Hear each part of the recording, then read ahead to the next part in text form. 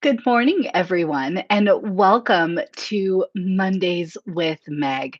I hope your February is already off to a great start. And I have to tell you, I'm really looking forward to having this conversation with you this morning. Now, Mondays with Meg is all about starting your week off right and with intention. And I really hope you're going to enjoy this week's episode because it is all about top intimacy habits to keep your relationship exciting and hot. And I mean, what better time to talk about this than with Valentine's Day just a week away? Okay, so you're gonna have a week to put some of these tips into practice, and I so hope that it will be helpful for you. So, as always, please leave all your comments and questions in the chat.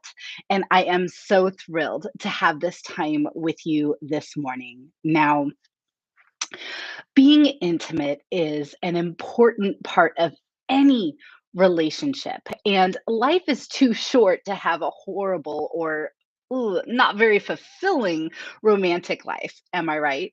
So, this begs the question, what in the world do happy couples do that maybe unhappy couples don't?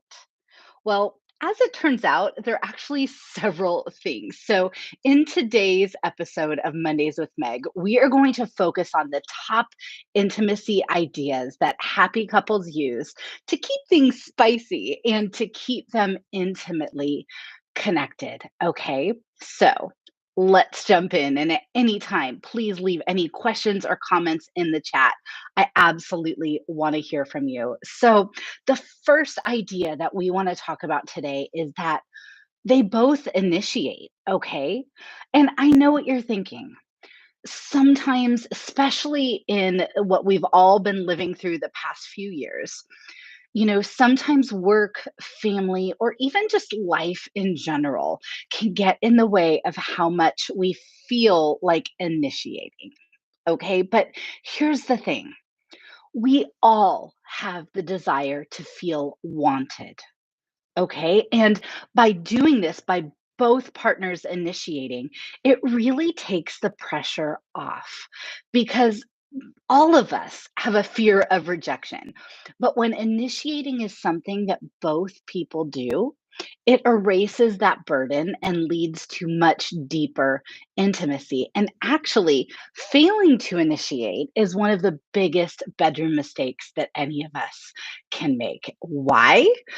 Because if one person always feels like they're the one initiating, it sets up a disequilibrium on the passion scale. Not good. So, when it comes to bedroom ideas for couples, making sure that both sides are initiating is always the first step. And that's for a few reasons, okay? The first one being that it absolutely boosts confidence. People who initiate are letting their partner know that they enjoy it enough to ask for it. Now, this is not only a huge turn on, but it actually builds confidence for both people.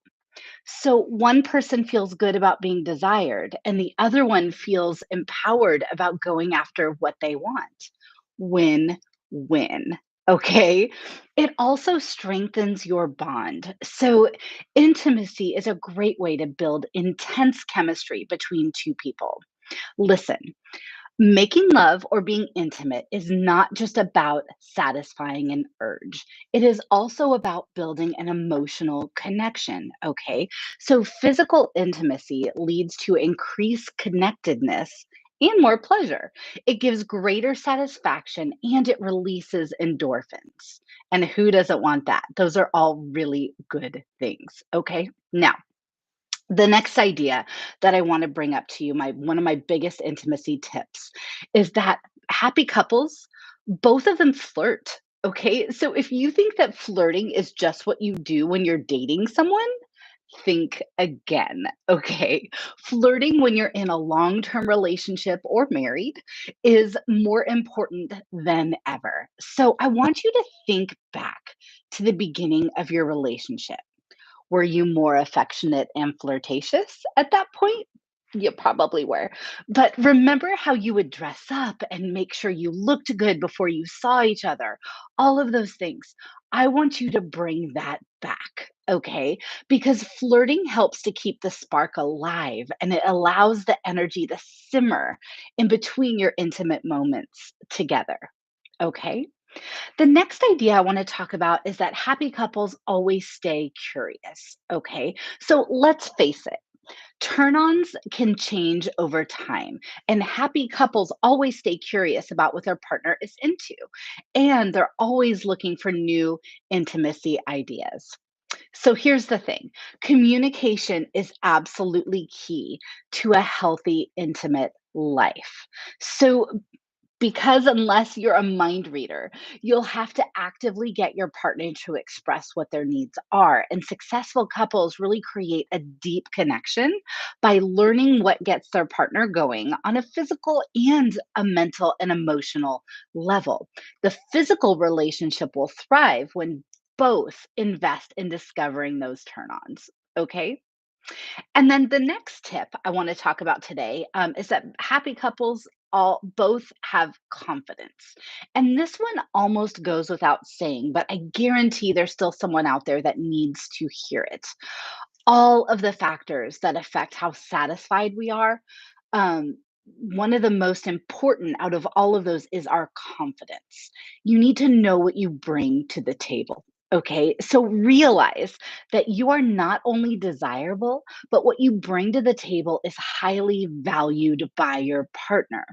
Because what sets the confident person apart is that they're relaxed. Okay.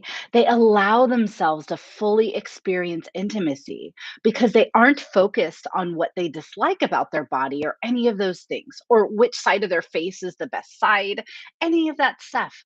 They aren't interested in that at all. They're just open and relaxed. Okay. They're confident. And the next tip I want to talk about that happy couples aren't selfish. Okay. I will tell you, couples who are happy and with a great love life make sure they're both equally satisfied because great intimacy is really about being selfless. Okay. So happy couples understand what their partner wants and what it takes to get them there.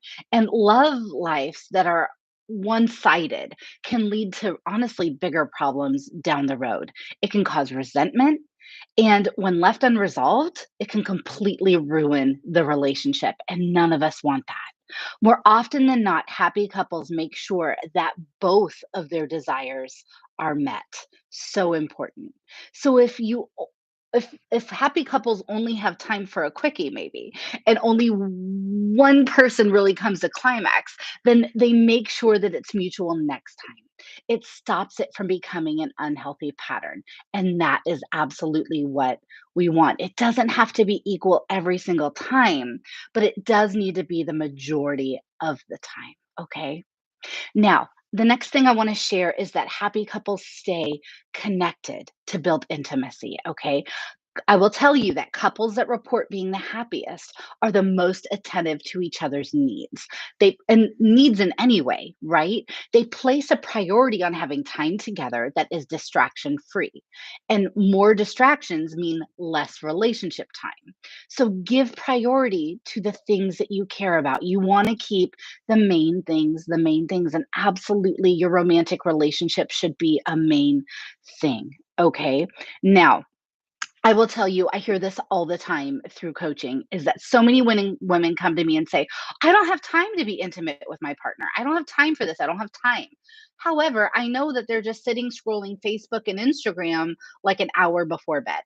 Not cool. Okay. So even just having the TV on in the bedroom can reduce how much intimate time a couple shares. So turn off your phone, your computer, your iPad, all of those things. It is a very good idea for spending quality time and setting the mood. I also want to note here, be sure to laugh with your partner often. Okay. It's a beautiful and fun way to connect deeply with your mate that a lot of times we don't talk about. I can think of the most intimate times I've had with my husband, and a lot of them started off by us just like laughing so deeply because that's a different way to connect that we oftentimes don't even think about. Okay.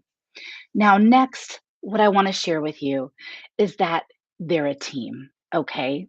And this includes doing your part and trying to make your partner's life easier. Okay. A relationship is always about compromise. We all know this, but happy couples know that it sometimes mean they have to let go of their own comforts. Okay. Especially when it makes their significant other happier.